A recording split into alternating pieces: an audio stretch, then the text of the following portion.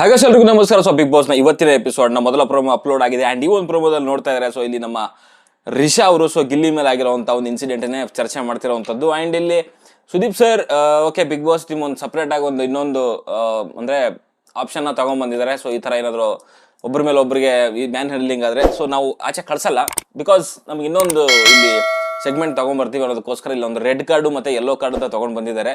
ಇದರಿಂದ ಈ ತರ ಮ್ಯಾನ್ ಹ್ಯಾಂಡಲಿಂಗ್ ಜಾಸ್ತಿ ಆಗುತ್ತಾ ಅಥವಾ ಕಡಿಮೆ ಆಗುತ್ತಾ? ನಿಮ್ದು ಅಗ್ರಿಮೆಂಟ್ ಇರೋದೇನು? ಮ್ಯಾನ್ ಹ್ಯಾಂಡಲಿಂಗ್ ಆದ್ರೆ ಮನೆಯಿಂದ ಆಚೆ ಹಾಕ್ತೀವಂತ. ಅದ್ರ ಮಧ್ಯೆ ಇವಾಗ ಮನೆ ಒಳಗಡೆ ಉಳಿಸ್ಕೊಳ್ಳೋದಕ್ಕೆ ಇನ್ನೊಂದು ಆಪ್ಷನ್ ತಗೊಬಂದಿದ್ದೀರಾ, ಅದು ಬಹುಮತನ ಒಮ್ಮತನ ಹೇಳಿ ನೋಡೋಣ. ನನ್ನ ಪ್ರಕಾರ ಇದರಲ್ಲಿ ಬಹುಮತ ಅಲ್ಲ ಒಮ್ಮತ ಇರ್ಬೇಕಾಗಿತ್ತು. ಇದ್ರಲ್ಲಿ ನೀವು ಹೇಳ್ತಿರಲ್ಲ ಟಾಸ್ಕ್ ಕೊಡ್ತಿರಲ್ಲ, ಟಾಸ್ಕ್ ಕೊಟ್ಟಾಗ ಲೆಟರ್ ಸಿಗ್ಬೇಕಾ ಅನ್ನುವಂಥದ್ದು ಬಹುಮತದಿಂದ ಅಲ್ಲ, ಇದು ಒಮ್ಮತದಿಂದ ಆಗ್ಬೇಕು ಅಂತ.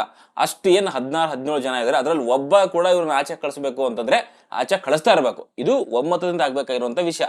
ಬಿಕಾಸ್ ಯಾವನಿಗೆ ಒಬ್ಬ ಆತರ ಅನ್ಸುತ್ತೆ, ಅವನಿಗೂ ಒಂಥರ ಭಯ ಇರ್ಬೋದು, ನನ್ನ ಮೇಲೆ ನಾಳೆ ಹಲ್ಲೆ ಆಗ್ಬೋದು ಅನ್ನೋ ರೀತಿನಲ್ಲಿ.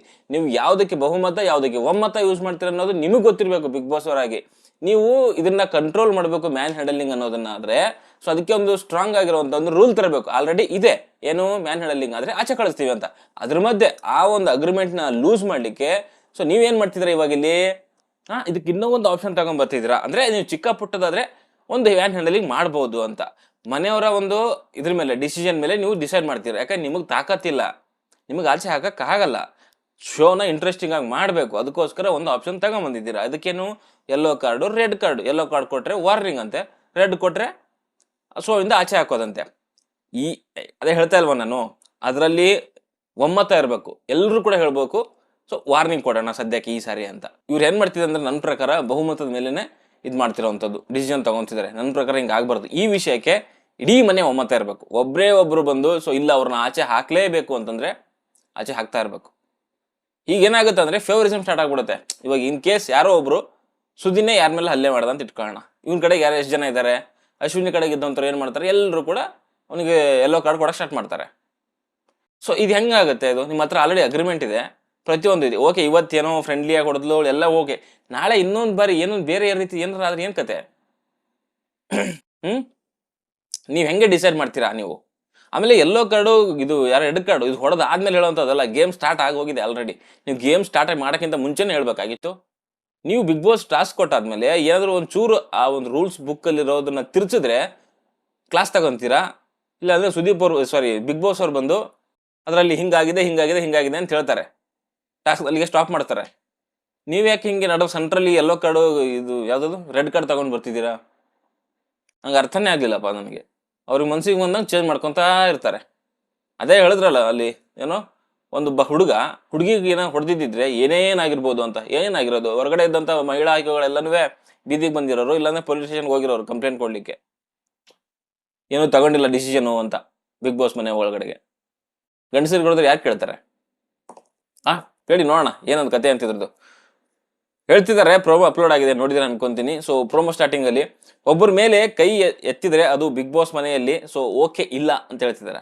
ಒಬ್ಬರ ಮೇಲೆ ಕೈ ಎತ್ತಿದ್ರೆ ಸೊ ಅದು ಬಿಗ್ ಬಾಸ್ ಮನೆಯಲ್ಲಿ ಓಕೆ ಇಲ್ಲ ಅಂದ್ರೆ ನಾಟ್ ಓಕೆ ಅಂದ್ರೆ ಮನೆಯಿಂದ ಆಚೆ ಹಾಕ್ತೀರಾ? ಏನಕ್ಕೆ ಹಾಕ್ಲಿಲ್ಲ ಅಷ್ಟೇ ಪ್ರಶ್ನೆ ಇರುವಂತದ್ದು. ದೇವರು ಕೊಟ್ಟಿರೋ ಕೈನ ಸೊ ಒಳ್ಳೇದಕ್ಕೆ ಇಲ್ಲ ಗೆಲ್ಲೋದಕ್ಕೆ ಯೂಸ್ ಮಾಡ್ಕೊಳ್ಳಿ.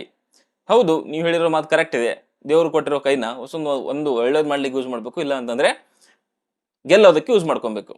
ಬಟ್ ಇಲ್ಲಿ ಗೆಲ್ಬೇಕು ಅಂತಂದ್ರೆ ಆಟ ಆಡ್ಬೇಕು. ನೀವು ಆಟ ಕೊಡಲ್ಲ, ಸುಮ್ಮನೆ ಕಿತ್ತಾಟ ಮಾಡ್ಲಿಕ್ಕೆ ಕೊಡ್ತಿದ್ದೀರಾ ಅಷ್ಟೇ. ಓಕೆ, ಒಬ್ಬ ಹುಡುಗ ಇದೇ ತರ ಒಂದು ಹುಡುಗಿಗೆ ಹೊಡೆದಿದ್ರೆ ಏನೇನಾಗಿರ್ಬೋದು ಆಲ್ರೆಡಿ ಹೇಳಿದೀನಿ ನಿಮಗೆ. ಹೊರಗಡೆ ಇರುವಂತ ಒಂದು ಮಹಿಳಾ ಆಯೋಗಗಳೆಲ್ಲ ಫುಲ್ ರೊಚ್ಚಿಗೆಡ್ದಿರೋರು. ಬಿಗ್ ಬಾಸ್ ಮನೆಯಲ್ಲಿ ಒಬ್ಬರು ಹುಡುಗಿ ಮೇಲೆ ಹೆಣ್ಣಿನ ಮೇಲೆ ಹಿಂಗ ಹಲ್ಲೆ ಆಗಿದೆ, ಇದಾಗಿದೆ ಅನ್ಕೊಂಡು ಅದು ಆಗಿಲ್ಲ. ಓಕೆ, ಇದು ಇನ್ನು ಮುಂದೆ ಬಿಗ್ ಬಾಸ್ ಮನೆಯಲ್ಲಿ ನಡಿ ಕೂಡ್ದು. ಅದಕ್ಕೆ ಶಂಕುಸ್ಥಾಪನೆ ಈಗ ಅಂತ ಹೇಳಿ ಇದೊಂದು ಇಂಟ್ರೊಡ್ಯೂಸ್ ಮಾಡಿದ್ದಾರೆ, ಯೆಲ್ಲೋ ಕಾರ್ಡು ಮತ್ತೆ ರೆಡ್ ಕಾರ್ಡು. ನಾನು ಹೇಳ್ತಾ ಇಲ್ವಾ, ಇದನ್ನ ಶೋ ಸ್ಟಾರ್ಟಿಂಗ್ ಅಲ್ಲೇನೆ ಹೇಳ್ಬೋದಾಗಿತ್ತು, ಅಥವಾ ಅಟ್ಲೀಸ್ಟ್ ಅವ್ರ ಅಗ್ರಿಮೆಂಟ್ ಅಲ್ಲಿ ಇತ್ತು ಅಂತ ನಮಗೆ ಇವಾಗಲಾದ್ರೂ ಹೇಳಿ. ಇರ್ಲಿಲ್ವಾ ಅಗ್ರಿಮೆಂಟ್ ಅಲ್ಲಿ? ನನ್ನ ಪ್ರಕಾರ ಇರುವಂತದ್ದು ಏನು ಅಂತಂದ್ರೆ, ಒಬ್ಬ ಇನ್ನೊಬ್ಬ ಮೇಲೆ ಮ್ಯಾನ್ ಹ್ಯಾಂಡಲಿಂಗ್ ಮಾಡಿದ್ರೆ ಅವನ್ನ ಆಚೆ ಹಾಕ್ಬೇಕು ಅಂತ. ಬಿಕಾಸ್ ನಾವು ಹಿಂದೆ ಒಂದು ಆಲ್ರೆಡಿ ಸುಮಾರು ಈ ರೀತಿಯ ಒಂದು ಎಕ್ಸಾಂಪಲ್ಗಳನ್ನ ನೋಡಿದೀವಿ. ನನಗೆ ಗೊತ್ತಿರೋಂಗೆ ಫಸ್ಟ್ ಹುಚ್ಚ ವೆಂಕಟಿ ತರ ಮಾಡಿರುವಂಥದ್ದು. ಅದಾದ್ಮೇಲೆ ಸಂಯುಕ್ತ ಹೆಗ್ಡೆ ಅಂತ ಅನ್ಸುತ್ತೆ, ಒಬ್ರು ಯಾರೋ ಆಚಾರ್ಯ ಅಂತ ಅವ್ರ ಹೆಸರು ನಂಗೆ ಕರೆಕ್ಟಾಗಿ ನೆನಪಿಲ್ಲ. ಅವ್ರ ಮೇಲೂ ಅಷ್ಟೇನೆ ಸುಮ್ಮನೆ ಏನೋ ಒಂದು ಟಾಸ್ಕ್ ಟೈಮಲ್ಲಿ ಎಲ್ಲೋ ಕೈ ಮುಟ್ಟಿದ್ರು ಅದು ಮಾಡಿದ್ರು ಅಂತೇಳಿ ಅವರು ಕೂಡ ಹಲ್ಲೆ ಮಾಡಿದ್ರು. ಅವ್ರನ್ನ ಕೂಡ ಹಂಗೆ ಆಚೆ ಕಳಿಸಿದ್ರಿ. ಅದಾದ್ಮೇಲೆ ಜಗದೀಶು ಮತ್ತೆ ರಂಜಿತ್ ಜಗದೀಶ್ದು ಮ್ಯಾನ್ ಹ್ಯಾಂಡ್ಲಿಂಗ್ ಮಾಡಿದ್ರು ಅಂತಲ್ಲ, ಅವರ ಒಂದು ಶಬ್ದಗಳಿಂದ ಅದಕ್ಕೋಸ್ಕರ ಅವ್ರನ್ನ ಕಳಿಸಿರುವಂಥದ್ದು. ರಂಜಿತ್ ತಳ್ಳಿದ್ದಕ್ಕೆ ಮತ್ತೆ ಹಿಂದೆ ಬೆನ್ನಿಂದೆ ಹೋಗಿ ಹೊಡೆದಿದ್ದಕ್ಕೆ ಅವ್ರನ್ನ ಆಚೆ ಹಾಕಿದ್ರಿ. ಇಲ್ಲೇನಕ್ಕೆ ಹಾಕ್ಲಿಲ್ಲ? ಪ್ರತಿ ಟೈಮಲ್ಲೂ ಕೂಡ ನೋಡಿ ನೀವು, ಒಂದು ಹುಚ್ಚ ವೆಂಕಟದ ಎಕ್ಸ್ಟ್ರೀಮ್ ಆಗಿ ಹೋಗಿತ್ತು, ಇನ್ನೊಂದು ಅಲ್ಲಿ ಆಚಾರ್ಯ ಸಂಯುಕ್ತ ಹೆಗ್ಡೆ ಅಂತ ಹೇಳಿದೆ ನಿಮ್ಗೆ, ಅಲ್ಲ ಆಚಾರ್ಯ ಅವರು ಸ್ಟ್ರಾಂಗ್ ಆಗಿ ನಿಂತ್ಕೊಂಡ್ರು. ಅವ್ರ ಮನೆಯಿಂದ ಆಚೆ ಹೋಗ್ಬೇಕು, ಇಲ್ಲ ಅಂತಂದ್ರೆ ನಾನು ಕಳಿಸ್ಬಿಡಿ, ನಾನು ಇನ್ನೂ ತಪ್ಪು ಮಾಡಿಲ್ಲ, ನೀವು ಬೇಕಾದ್ರೆ ಫುಟೇಜ್ ತಗೊಂಬನ್ನಿ, ಏನ್ ಬೇಕಾದ್ರೆ ತಗೊಂಬನ್ನಿ, ನಾನು ಏನೂ ಮಾಡಿಲ್ಲ, ಅವ್ರೇನು ಹಲ್ಲೆ ಮಾಡಿದ್ದಾರೆ, ಸುಮ್ಮನೆ ಅವ್ರಿಗೆ ಆಚೆ ಕಳಿಸಿದ್ರೆ ಸರಿ, ಇಲ್ಲ ಅಂದ್ರೆ ನಾನು ಬಿಗ್ ಬಾಸ್ ಆಟ ಆಡಲ್ಲ ಅಂತ ಸ್ಟ್ರಾಂಗ್ ಆಗಿ ನಿಂತ್ಕೊಂಡ್ರು. ಸ್ಟ್ರಾಂಗ್ ಆಗಿ ನಿಂತಿದ್ದಕ್ಕೆ ಅವ್ರನ್ನ ಆಚೆ ಹಾಕಿದ್ರು. ಅಂಡ್ ಇನ್ನು ಜಗದೀಶ್ ಅಂಡ್ ಇವ್ರದ್ದು ಗೊತ್ತೇ ಅದೇ ನಿಮ್ಗೆ ಆಲ್ರೆಡಿ. ಜಗದೀಶನ್ ಒಬ್ಬನ ಆಚೆ ಕಳ್ಸಿದ್ರೆ ಅವನಂತೂ ಸುಮ್ಮನೆ ಕೂರ್ತಿರ್ಲಿಲ್ಲ, ಯಾಕಂದ್ರೆ ಅವರು ಅಲ್ಲಿ ಇವನ್ ಕಡೆಯಿಂದ ಕೂಡ ಸ್ವಲ್ಪ ಅದು ಮ್ಯಾನ್ ಹ್ಯಾಂಡಲಿಂಗ್ ಅಂದ್ರೆ ಹೊಡೆದಿರೋದಲ್ಲ ತಳ್ಳಿರೋದೆಲ್ಲ ಇತ್ತು. ಸೊ ಅದಕ್ಕೋಸ್ಕರ ಅವನು ಸೇರಿಸ್ಬಿಟ್ಟು ಕಳಿಸ್ಬಿಟ್ರು. ಒಂದ್ ವೇಳೆ ಏನಾದ್ರು ಜಗದೀಶನ್ ಮಾತ್ರ ಕಳಿಸಿ ಇನ್ನು ಮಿಕ್ಕಿದವ್ರನ್ನೆಲ್ಲ ಒಳಗಡೆ ಇಟ್ಟಿದ್ರೆ ಜಗದೀಶ್ ಸುಮ್ಮನೆ ಕೂರ್ತಿರ್ಲಿಲ್ಲ, ಹೊರಗಡೆ ಬಂದ ಅವನು. ಸೊ ಅವನು ಏನಾದ್ರು ಮಾಡ್ತಿದ್ರು. ಸೊ ಅದಕ್ಕೋಸ್ಕರ ಅವನು ಸೇರ್ಸ್ ಕಳಿಸ್ಬಿಟ್ರು. ಅಂಡ್ ಲಾಸ್ಟ್ ಸೀಸನ್ ಅಲ್ಲಿ ಕೂಡ ಅಷ್ಟೇನೆ, ಯಾರು ನಮ್ಮ ಧನು ಮೇಲೆ ಸೊ ರಜತ್ ಅವರು ಹೋಗಿ ಟಿವಿ ಹತ್ರ ತಳ್ತಾರೆ. ಅದು ಆಕ್ಚುಲಿ ಅಷ್ಟೊಂದು ಕೋಪದಲ್ಲಿ ಹೋಗಿ ಮಾಡಿರುವಂತದ್ದು ಅದು ಮ್ಯಾನ್ ಹ್ಯಾಂಡಲಿಂಗ್ ಪ್ರಕಾರನೇ ಬರುತ್ತೆ. ಬಟ್ ಅವ್ರನ್ನ ಆಚೆ ಹಾಕ್ಲಿಲ್ಲ. ಧನು ಜಾಗದಲ್ಲಿ ಬೇರೆ ಯಾರಾದ್ರೂ ಇದ್ದು ಸೊ ಅಲ್ಲಿ ತುಂಬಾ ದೊಡ್ಡದಾಗ ಇದನ್ನ ಮಾಡಿದಿದ್ರೆ ಖಂಡಿತವಾಗ್ಲೂ ಅಲ್ಲಿ ರಜತ್ ಆಚೆ ಹೋಗ್ಬೇಕಾಗಿತ್ತು. ಆ ಟೈಮಲ್ಲಿ ಇಲ್ದೇ ಇರೋಂಥ ಒಂದು ರೆಡ್ ಯೆಲ್ಲೋ ಕಾರ್ಡು ಇವಾಗ ಹೆಂಗ್ ಬಂತದು? ನಿಮ್ ಶೋನ ಇಂಟ್ರೆಸ್ಟಿಂಗ್ ಆಗಿ ಮಾಡ್ಲಿಕ್ಕ? ಆಮೇಲೆ ಇದರಿಂದ ಖಂಡಿತವಾಗ್ಲೂ ನಾನಂತೂ ಹೇಳ್ತೀನಿ ಜಾಸ್ತಿ ಆಗ್ತವೆ, ಮ್ಯಾನ್ ಹ್ಯಾಂಡಲಿಂಗ್ ಜಾಸ್ತಿ ಆಗ್ತವೆ. ಆಮೇಲೆ ನಾನು ಇವಾಗ್ಲೂ ಹೇಳ್ತಾ ಇದ್ದೀನಿ, ಅದು ಯೆಲ್ಲೋ ಕಾರ್ಡು ಅಥವಾ ರೆಡ್ ಕಾರ್ಡ್ ಕೊಡ್ತೀರಲ್ವಾ, ನನ್ನ ಪ್ರಕಾರದಲ್ಲಿ ಒಮ್ಮತದ ನಿರ್ಧಾರ ಆಗ್ಬೇಕೆ ಹೊರತು ಬಹುಮತದ ನಿರ್ಧಾರ ಅಲ್ಲ. ನಾನು ಆವಾಗಲೇ ಹೇಳಿದೆ ನಿಮಗೆ, ಒಬ್ಬ ಕಂಟೆಸ್ಟೆಂಟ್ ಯಾರಾದರೂ ಫೇವರಿಸಮ್ ಅಂತ ಇದ್ರೆ ಅವ್ರು ಖಂಡಿತವಾಗ್ಲೂ ಮನೆಯಿಂದ ಆಚೆಯನ್ನು ಕಳಿಸ್ತಾರೆ, ಒಂದು ಚಾನ್ಸ್ ಕೊಡೋಣ ಅಂತ ಹೇಳ್ಬಿಟ್ಟು ಅವ್ರಿಗೆ ಸೊ ಯೆಲ್ಲೋ ಕಾರ್ಡೇ ಕೊಡ್ತಾರೆ, ವಾರ್ನಿಂಗ್ ಕಾರ್ಡ್ ಹೊಡಿತೀರ. ಸೊ ಇದು ಒಂದು ರೀತಿಯಲ್ಲಿ ಇದು ಫೇವರಿಸಮ್ ಕೂಡ ಇಲ್ಲಿ ಸ್ಟಾರ್ಟ್ ಆಗೋಗುತ್ತೆ. ಆಮೇಲೆ ಅದನ್ನ ನೀವು ಒಂದು ವಾರ ಆದ್ಮೇಲೆ ಡಿಸಿಷನ್ ತಗೊಂತೀರಾ. ಇದು ಆಗಿರುವಂಥದ್ದು ಯಾವತ್ತು ಮಂಡೇ ಎಪಿಸೋಡಲ್ಲಿ ಆಗಿದೆ. ಸೊ ನೀವು ಎಲ್ಲ ಕಾರ್ಡು ರೆಡ್ ಕಾರ್ಡ್ ಅನ್ನೋ ಅಷ್ಟೊತ್ತಿಗೆ ಆಲ್ರೆಡಿ ಅದು ಆ ಒಂದು ಡಿಸಿಷನ್ದು ಹೊಡೆದಿರುವಂಥದ್ದು ಏನಿದೆಯಲ್ಲ ಮ್ಯಾನ್ ಹ್ಯಾಂಡಲಿಂಗ್ದು, ಅಲ್ಲಿವರೆಗೂ ತಣ್ಣಗಾಗಿ ಹೋಗಿರುತ್ತೆ. ಸೊ ಅವಾಗ ಇದ್ರೆ ಇರ್ಲಿ ಬಿಡಿ ಅನ್ನೋ ರೇಂಜಿಗೆ ಆಗೋ ಹೋಗುತ್ತೆ.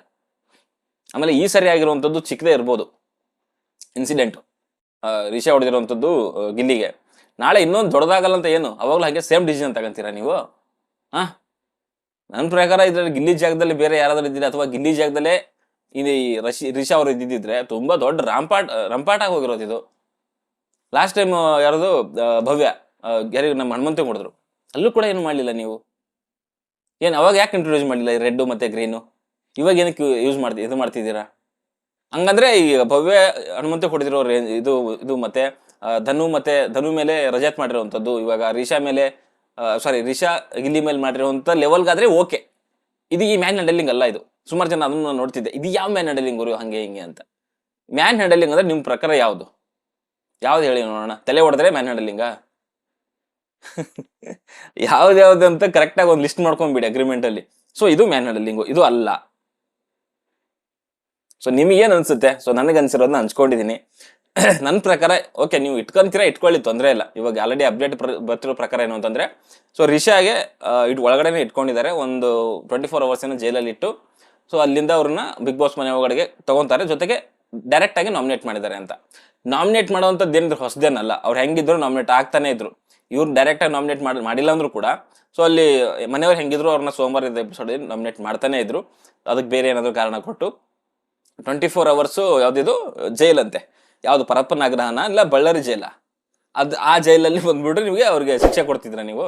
ಬಟ್ ಶಿಕ್ಷೆ ಅಂತ ಬಂದಾಗ ಒಂದು ಡಿಸೈಡ್ ಮಾಡ್ಕೊಳ್ಳಿ. ಸೊ ಅಗ್ರಿಮೆಂಟ್ನ ಚೇಂಜ್ ಮಾಡೋದು, ಹಾಗೆ ಮಾಡೋದು, ಹೀಗೆ ಮಾಡೋದು, ಏನಕ್ಕೆ ಮಾಡ್ತಾರೋ ಅರ್ಥ ಆಗಿಲ್ಲ. ಓಕೆ, ಸದ್ಯಕ್ಕೆ ನನಗನ್ಸಿರೋದನ್ನ ಆಗಿಬಿಡ್ತಾರೆ ಹಂಚ್ಕೊಂಡಿದ್ದೀನಿ. ಸೊ ನಿಮ್ಮ ಅನಿಸಿಕೆ ಅಭಿಪ್ರಾಯ ಏನಿದೆಯಲ್ಲ ಕಮೆಂಟ್ ಬಾಕ್ಸಲ್ಲಿ ತಿಳಿಸಿ. ಎಪಿಸೋಡ್ ರಿವ್ಯೂ ನೋಡೋಣ, ಮತ್ತೆ ಬರುತ್ತೆ. ಬಾಯ್.